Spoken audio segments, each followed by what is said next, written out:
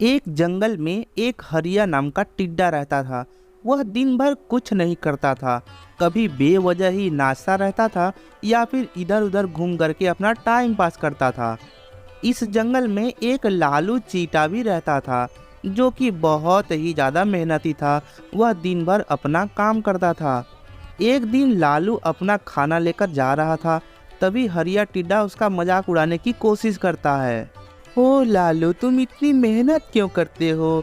मैं जब भी तुम्हें देखता हूँ तुम खाना लेकर इधर उधर घूमते रहते हो।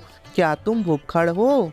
हरिया भाई, सर्दियाँ आने वाली हैं, इसलिए मैं खाना इकट्ठा कर रहा हूँ ताकि मुझे सर्दियों में बाहर ना जाना पड़े। मैं तो कहता हूँ कि आप भी मेरे साथ खाना लाने ले चलो, नहीं तो आपको सर्दियों में बहुत ही ज़्यादा मुश्किल का सामना करना पड़ सकता है। अरे नहीं नहीं, सर्दियाँ आने में तो अभी बहुत समय बचा है।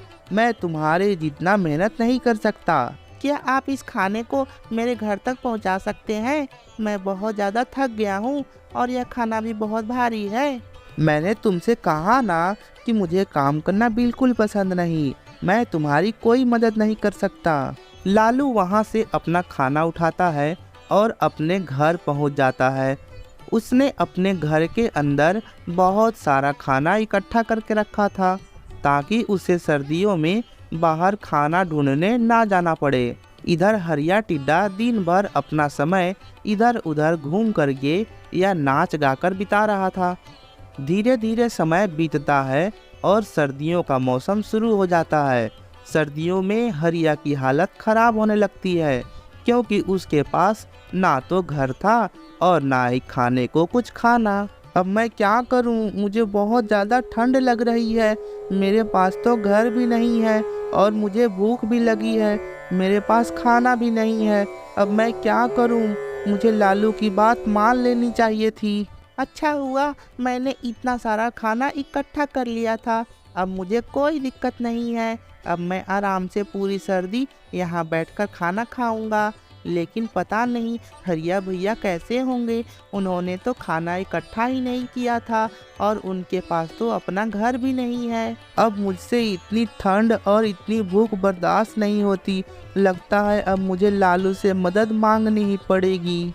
हरिया टिड्डा लालू से मदद मांगने के लिए उसके घर की ओर जाने लगता है।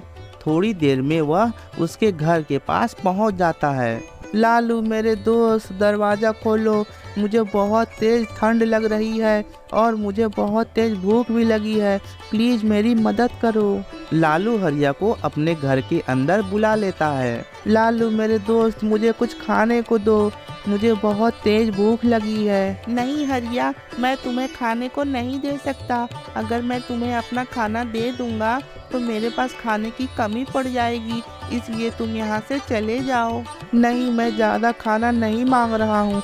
बस थोड़ा सा ही खाना दे दो, सिर्फ आज के लिए। उसके बाद मैं तुमसे दोबारा कभी नहीं मांगूंगा। फिर लालू उसे खाना दे देता है, जिसे हरिया लेकर बाहर चला जाता है। लेकिन जैसे ही हरिया खाना खाने वाला होता है, वैसे ही वहाँ पर एक बकरी आ जाती है। बकरी हरिया के खाने को लूट कर वहाँ से भाग जाती है। मेरा खाना मुझे वापस करो, मुझे बहुत तेज भूख लगी है। प्लीज मुझे यह खाना दे दो। हरिया को बहुत तेज भूख लगी थी और ठंड भी बहुत ज़्यादा थी, इसलिए वह बेहोश हो जाता है। कुछ देर तक वह ऐसे ही बेहोश रहता है। फिर जब लालू अपने घर के बाहर आता है, तो हरिया को इस हालत में देखकर उसे बहुत बुरा लगता है और वह हरिया को अपने साथ उठाकर अपने घर में लेकर चला जाता है। फिर हरिया के पास आग जला देता है, ताकि उसकी गर्माहट से हरिया को होश आ जाए। कुछ समय बाद हरिया को होश आ जाता है और वह उठकर खड़ा हो जाता है।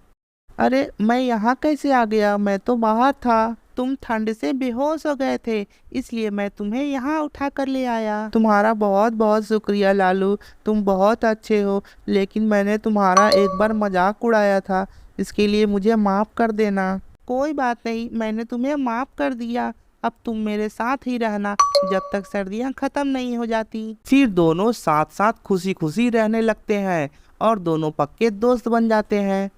सर्दियाँ ख़त्म होने के बाद दोनों साथ साथ खाना लेने जाते हैं और साथ साथ ही घूमते हैं, नाचते हैं और मौज मनाते हैं।